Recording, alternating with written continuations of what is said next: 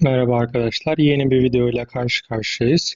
Bu videoda size Galactic Marketplace'i anlatacağım. Yani ne demek Galactic Marketplace? Galaktik pazar yeri. Yani NFT'leri, varlıklarınızı satın alabileceğiniz veyahut da satabileceğiniz olan pazar yeri. Oraya girişi, nasıl satın alacağınızı göstereceğim. Şimdi Star Atlas'ın web sitesine girdikten sonra bakın şurada Play Now var. Buraya tıklıyorsunuz. Sayfa açıldı. Şimdi burada bütün Star Atlas'ın ürettiği her şey bu sayfadan playstaratlas.com sitesinden girebilirsiniz. Bakın şurada Marketplace yazıyor. Alışveriş sepeti var. Şimdi buradan bu siteden herhangi bir şey alıp herhangi bir şey satabilmeniz için öncelikle cüzdanınızı bağlamanız lazım.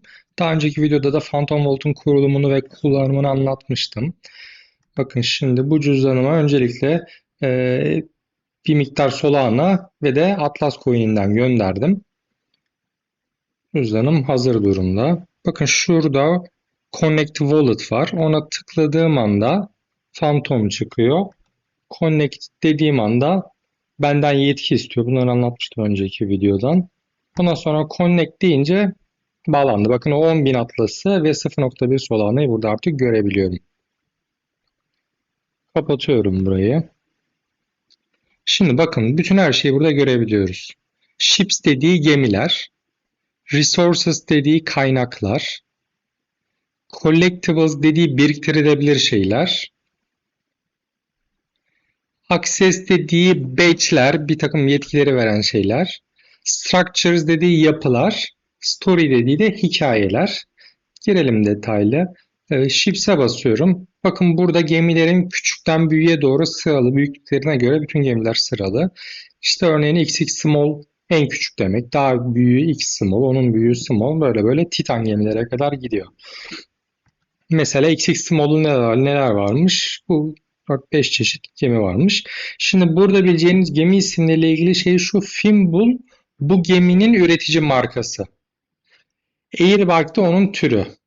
Yani nasıl düşünebilirsiniz? Mesela işte Fimbul dediğiniz aslında Volkswagen gibi düşünebilirsiniz. Airbike'ı da Passat gibi düşünebilirsiniz. Passat ismi gibi düşünebilirsiniz. İlk başta olanlar hep bunun üreticilerin ismi. Gemi üretici firmaların isimleri. Airbike'lar ikinci kelime de onların türlerinin ismi. Bakın burada gemi türlerini görüyorsunuz. Ee, Devam edelim. Bunu yapıp kapattım. Resource ne demekti? Kaynaklar. Burada da işte ham maddeler, kaynaklar, oyunda ürettiğiniz kaynaklar ve e, ham maddeler var. İşte consumables tüketilebilirler. Compound material işte bir takım ileri seviye, üst seviye malzemeler. Bunları şimdi anlatmayacağım. Kafanızı karışabilir. Yani türlerine göre kaynaklar bunlar. Hani ne var şurada anlatabilir? Raw material dediği ham maddeler. Ne var içinde bakalım tıklayalım. Arko, biyomes, copper ore, karbon, diamond, hidrojen, iron ore vesaire vesaire 9 tane ham maddemiz var. Home'a basıp hepsini kapatıyorum. Resource anlattık. Collectibles bunların henüz daha çok kullanım alanları yok. İşte posterler, işte crew memberlar, petler, hayvanlar vesaire. Bunların henüz daha kullanım alanı yok. O yüzden ne işaretlerini ben de henüz bilmiyorum. Bir daha home'a basıp kapatayım. Bu structures'lar önemli. Housing dediği bu CSS dedik yani merkez üstlerindeki binalar. Bu housing dediği. Tabii tier 1 dediği tier 2 o seviyeleri. Hub assets. Bunlar hep henüz daha kullanımı olmayan ileri seviye yapılar. Mining equipments işte kazı ekipmanları. Bunun da henüz daha kullanım alanı yok. Space Station'ları burada. Şu stake'lerin var kullanım alanı. Bunlar önemli bu stake'ler. Bu stake'ler bir gezegende bir araziyi sahiplenmek için sahip olmanız gereken araçlar. Yani ilk önce bunu kuruyorsunuz, ondan sonra onu sahipleniyorsunuz. O araziyi artık sizin kullanım alanınıza geliyor. Ondan sonra onun üzerine işte power plant, enerji santrali veyahut da işte e, mining drill, işte mining üniteleri kurabiliyorsunuz. Bu claim stake'ler o işe yarıyor. Seviye seviye 1, 2, 3, 4, 5 seviye. Bunların kullanımları var şu an. Bunlar faction score'da kullanılabiliyor. Score'da bunu koyuyorsunuz. Direkt otomatikman size Atlas kazandırıyor. Bunu score'u daha detaylı anlattığım zaman bunlara değineceğim. Story dediği de bu bizim hikayelerin graphic novels diyor bakın şurada. Heh. Bu şeylerin NFT halleri. Hikayelerin, comic book'ların şeyleri, NFT'leri buradan satın alabiliyorsunuz bunları. Ondan sonra alıp okuyabiliyorsunuz. Şimdi burada anlattıklarım içinde şu aşamada önemli olan şeyler ship'ler, gemiler, kaynaklar ve structure'lar. Structure'ların altındaki de claim stake'ler. Bu üç grup bizim için çok önemli. Şimdi kısaca bir gemi alım ekranına bakalım ve de bir gemi alalım hızlıca onu da göstereyim. Bakın Ships'e tıkladım. XX Small'a tıkladım. Benim alacağım gemi şurada Fimbul Airbag. Şimdilik en ucuz gemi o. Size göstermek için ucuz bir gemi alacağım. Ondan sonra şu View Item'a tıkladığım zaman bakın alım satım ekranını görebiliyorsunuz. Şimdi burada bakın dikkat edin iki tane temel bölüm var. Birincisi sellers yani satıcılar. İkincisi buyers yani alıcılar.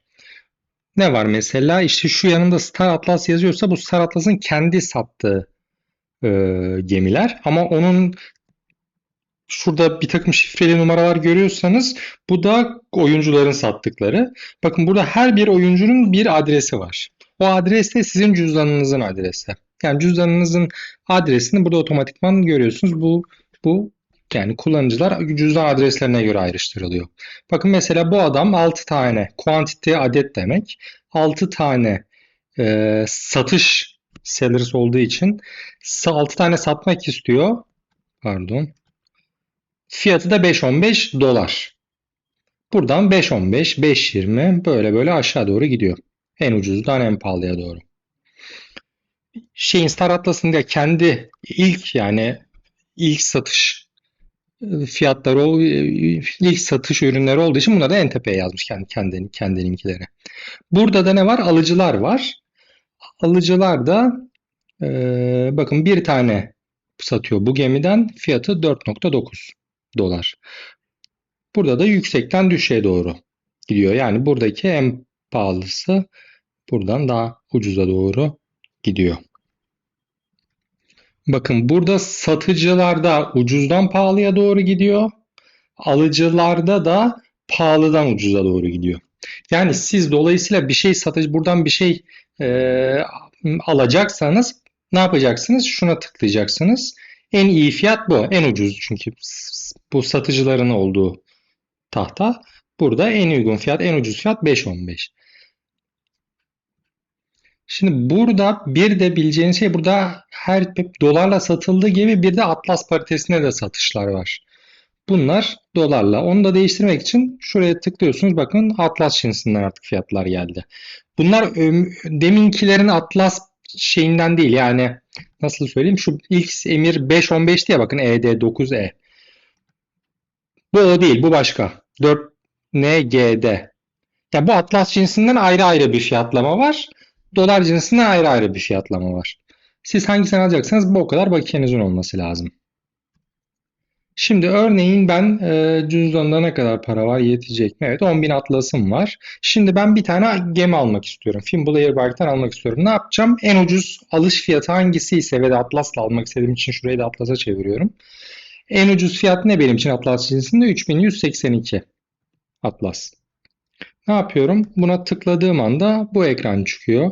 İşte senin diyor 10.000 tane atlasın var. Bir tane gemi 3182. Kaç tane almak istiyorsun? Bu zaten bir tane satıyordu bu adam.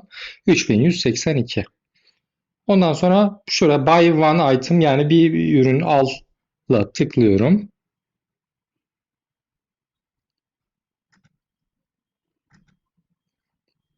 Evet. Bu sayfa çıktı. Bakın onay soruyor benden. Bu tıkladın ama son bir kez onayla diyor. Şimdi işlemlerinizi ilk yaptığınız zaman biraz bir miktar sizden Solana kesecektir. Bunu sonradan iade alabiliyorsunuz. Ee, bakın 3182 Atlas'ım azalacak. Karşılığında bir tane FBL Air yani şunun kodu bundan bir tane artacak. Confirm'e tıkladığım anda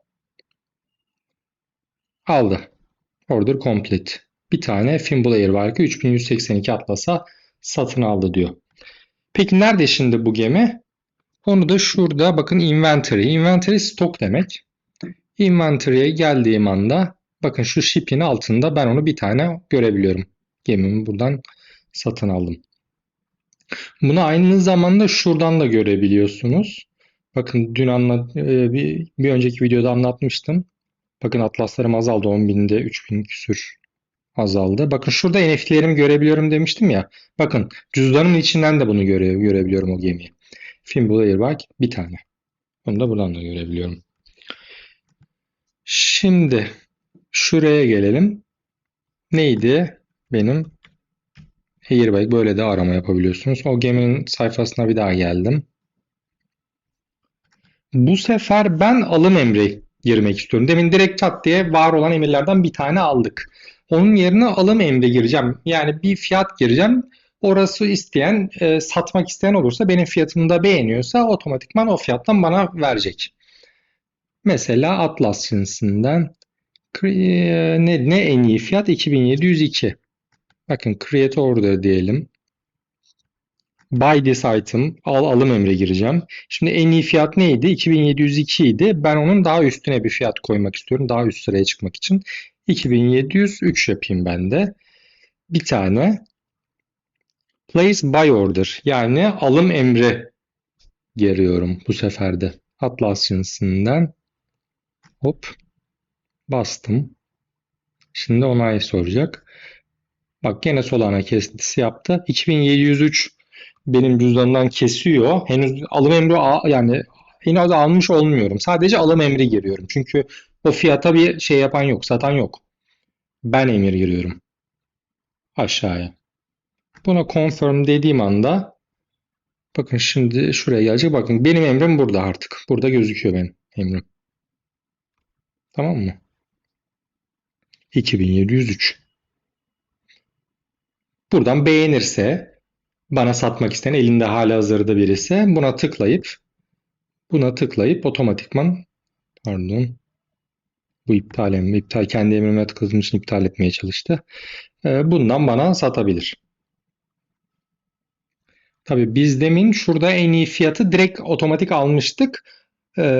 Ben buradan satış emri de girebilirim. Bu buyers gibi burada tahtaya yazıldığım gibi aynı şekilde burada da tahtaya girebilirim. İstersem 3180 şuraya mesela buraya işte sell emri, create order deyip de sell deyip fiyata da 3200 atıyorum 48 48 buçuk dersem mesela şu araya benim satış emrime girer. İsteyen de buradan o benim sattığımı alabilir. Tabii satış emri yazabilmem için elimde olması lazım. Elimde olmadan satış emrine giremem. Bakın şurada da My Orders'a geldiğin zaman da burada emirlerini görebilirsiniz. Demin alım emri girmiştim ya bir tane 2703'ten. Buradan da bunu görebilirsiniz. İstersen bunu da iptal de edebilirsiniz. İptal dediğim bunu sadece size göstermek için emir girmiştim. Ee, bakın çıktı. Ne yaptı? Demin kesti 2700'cü bana geri iade etti. Demin Solana kesmişti benden işlem için. Onu da bana iade edecek. Bunu confirm deyince. Confirm dedim. O da cancel diyor. Successfully şeyinizi iptal ettiniz diyor emrinize. Bakın buradan gitti. Benim emrim. Artık yok. Şeyden de kalktı. Bakın demin şurada 2703'ten şuradaydı benim emrim. O da iptal oldu. Böylelikle gemi alım satım ekranında göstermiş olduk Galactic Marketplace'ten. Videolarımız devam edecek.